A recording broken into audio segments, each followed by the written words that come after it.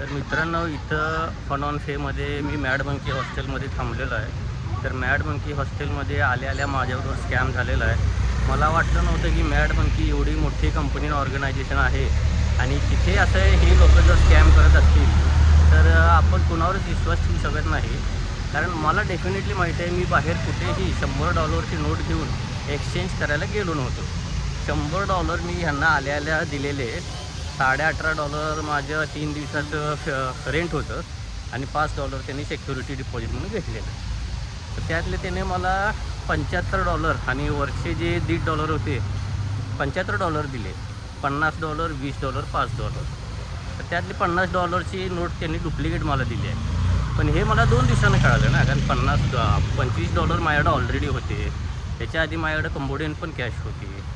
तर ती सगळी संपल्यानंतर मी जेव्हा ती $50ची नोट दुसरीकडे द्यायला गेलो तर ते म्हणाले नाही, ही नोट नकली आहे आणि आम्ही ती घेऊ शकत नाही. मला तर डाऊट आहे की कारण मी कुठेही दुसरीकडे गेलो नव्हतो आणि ह्यांनीच मला सगळे पैसे दिलेले.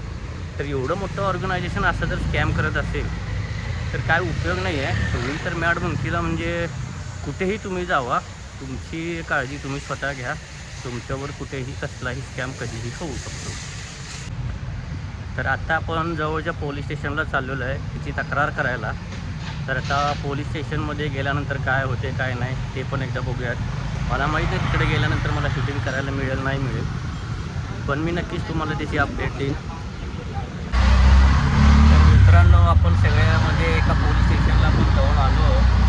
त्यांनी पण काय आपली जास्त दखल घेतली नाही. तेच आपल्याकडे पुरावा मागत होते. CCTVमध्ये सगळं दिसत होतं, पण काय ते अजून जास्त पुरावा मागत होते. आता कुठलं पुरावा आणून देणार आणि काय करणार. शेवटी कंप्लेंट रजिस्टर करून आलं, आपण आपलं काम केलं, आवाज उठवला, पुढं काय काय होईल ते त्यांचं.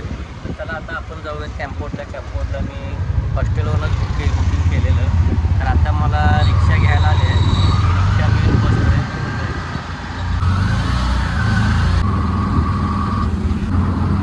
तुम्ही बघू शकता आत आल्यानंतर हा असा वेटिंग एरिया आहे. त्या वेटिंग एरियामध्ये तुम्ही वेट करू शकता.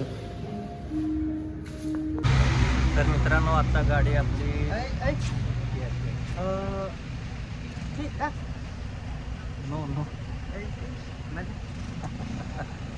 तर मित्रांनो, गाडी आपली थांबलेली आहे रिफ्रेशमेंटसाठी आणि याच्या एक 24 मार्ट आपलं मार्ट आहे. तर तिथून आपण हे स्ट्रॉबेरी मिल्क घेतलेलं आहे. हे $1.70 आहे. चांगलं आहे, मस्त आहे. आणि तुम्हाला बस दाखवतो की आपली मिनी व्हॅन, याच्यातनं आपण चाललो आहे कॅम्पोर्टला. तर मित्रांनो, बसने मला सिटी सेंटरला सोडल्यानंतर मी आता चाललो आहे माझ्या हॉस्टेलला, आर्काडिया हॉस्टेल वॉटर पार्कला. तर इथून ते माझ्या मते